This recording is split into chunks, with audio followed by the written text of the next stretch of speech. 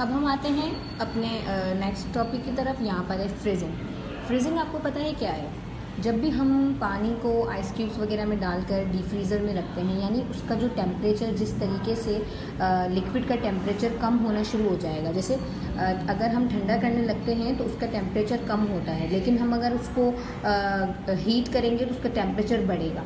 अब यहाँ पर जो है जिस तरीके से उसका टेम्परेचर कम होना शुरू हो जाएगा, सो ये वाइब्रेट करेंगे, पार्टिकल जो है आपस में एक दूसरे के साथ स्लो डाउन हो जाएंगे। स्लो डाउन यानी कि जो पार्टिकल्स एक दूसरे के साथ जो है वो वीक थे, वो जो है वो तेज़ हो जाएंगे, एक दूसरे के साथ जो है वो मिल जाएंगे, स्ट्रॉन्ग हो जाएगा, इनका जो अट्रैक्शन है वो एक दूसरे के साथ स्ट्रॉन्ग हो जाएगा। सो तो फाइनली आप देख सकते हैं कि जिस तरीके से हम अगर पानी को आइस क्यूब्स वगैरह में डाल के डीप फ्रीज़र पे रखते हैं तो वो जो है वो फ्रीज़ होना शुरू हो जाएगी। अब ये फ्रीजिंग का जो टेम्परेचर होता है वो टेम्परेचर के ऊपर होता है। जैसे कि पानी अगर हम फ्रीज़ करें तो फ्रीजिंग, यहाँ पर आप देख सकते हैं पिक्चर में फ्रोजन आइस क्यूब्स, यहाँ पर जो है वो फ्रोजन आइस क्यूब्स आपको दिखाई देंगे। So different liquids freeze at different temperature.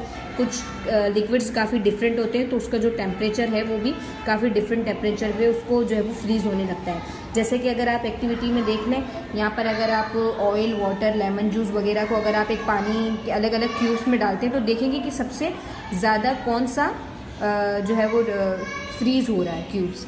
सो इसका मतलब है कि फ्रीजिंग का भी जो टेम्परेचर होता है वो एक दूसरे के साथ काफ़ी पैक्ड होना शुरू हो जाएगा।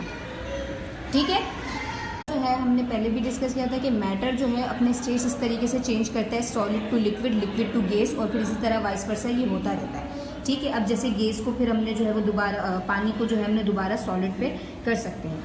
ठीक है, तो यहाँ पर अब हम बात करते हैं मिक्सचर की। Floor is a mixture. आपको पता है आटा जो होता है वो मिक्सचर होता है क्योंकि उसके अंदर बहुत फाइन पार्टिकल्स होते हैं, छोटे से।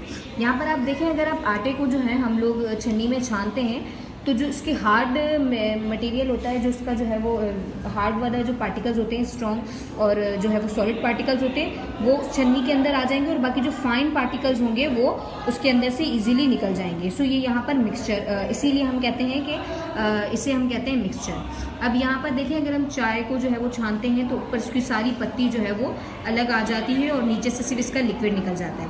सो a mixture is a combination of 2 और मोर डिफरेंट मटेरियल। सो मिक्सचर क्या होता है? एक से ज़्यादा चीज़ों का कॉम्बिनेशन होती है। So their properties remain unchanged. इनकी प्रॉपर्टीज़ जो है वो चेंज नहीं होती है।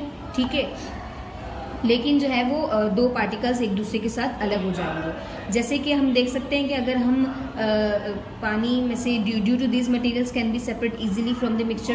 अब इसी तरीके से आपने ये पिक्चर में देख सकते हैं, चाय जो है अगर हम छानते हैं तो उसकी सारी पत्ती, यानी कि उसका जो सॉलिड पार्टिकल्स होगा, जितने भी हार्ड पार्टिकल्स और स्ट्रॉन्ग, वो सारे जो है वो अलग हो जाएंगे, जो लिक्विड पार्टिकल्स हो जाएगा वो निकल जाएगा। सो बेसिकली मिक्सचर क्या है? मिक्सचर जो है वो एक से ज़्यादा यानी 2 से ज़्यादा चीज़ों का मटेरियल होता है, कॉम्बिनेशन होता है। ठीक है, अब हम आते हैं सॉल्यूशन पे। पानी में से नमक के साथ भी उसका सॉल्यूशन बना सकते हैं। जैसे कि आप सिर्फ पानी लें और पानी के अंदर अगर आप 1 चम्मच नमक डालते हैं और अगर आपने उसको हल कर दिया, यानी उसको हमने मिक्स कर दिया, तो वो एक दूसरे के साथ डिज़ोल्व हो जाएंगे। इसी तरह जो है वो हम चीनी के साथ भी उसका मिक्सचर बना सकते हैं।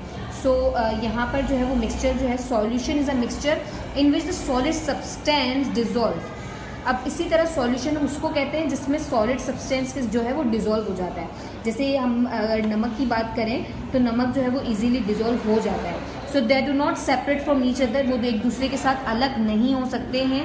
अगर हम उसको छानने के बाद भी वो एक दूसरे के साथ अलग नहीं होंगे। क्यों? क्योंकि वो लिक्विड के साथ बहुत अच्छे से डिज़ोल्व हो गया है। For example salt, sugar, coffee, अब ये सारी ऐसी चीज़ें हैं जो अगर हम लिक्विड के साथ उसको डिज़ोल्व करते हैं तो वो एक दूसरे के साथ अलग नहीं होगी। ठीक है, अब इसी तरह जो है अब कुछ ऐसी चीज़ें हैं जो कि डिज़ोल्व नहीं होंगी बल्कि रिमेन सेम रहेंगी, वैसे ही रहेंगी।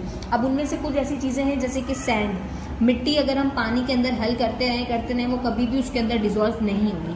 पीस ऑफ रॉक्स, अगर पत्थर के छोटे टुकड़े अगर हम लेके पानी के अंदर उसको डिज़ोल्व करने लगें तो वो भी कभी हेल्प नहीं होगा। इसी तरह चॉक पार्टिकल्स भी इसके अंदर नहीं होता। तो कुछ ऐसी चीज़ें होती हैं जो नहीं होती हैं। अब ये सॉल्यूशन अगर हमें बनाना है तो हम ऐसी चीज़ लेंगे जिसका जो लिक्विड के साथ इजीली मिक्सड अप हो जाए। जैसे यहाँ पर नमक को हमने लिया है तो नमक इजीली डिज़ोल्व हो चुका है। अगर हम चीनी की बात करें, चीनी भी इजीली डिज़ोल्व हो जाता है। फिर हम आते हैं सस्पेंशन।